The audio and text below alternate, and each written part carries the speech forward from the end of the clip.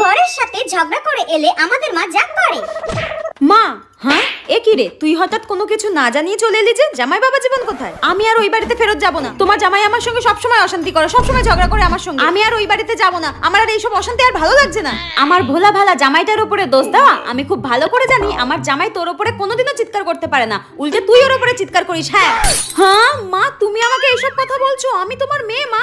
কেন রে? আমি তো হঠাৎ একদিন তোর শ্বশুর বাড়িতে গিয়ে দেখলাম তুই জামাইকে দিয়ে রান্না করানো, কুটনো কাটা, বাসন মাজা, ঘর মোছা সব করা। তারপরও তোমার ওই বরকে পছন্দ হচ্ছে না। তোমার আর কোন বরকে পছন্দ হবে? মা, তুমি এইভাবে আমার সঙ্গে কথা বলছো কেন? নিহাত ওরকম ভালো মানুষ বরটাকে পেয়েছিলিস তাই, নইলে তোর মতো একটা পিস মেয়েকে বিয়ে করা আর সহ্য করা কোনো অন্য পুরুষের পক্ষে সম্ভব নয়। যা বাড়ি যা।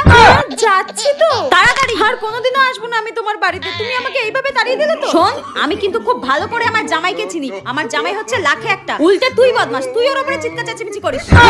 আজব তো।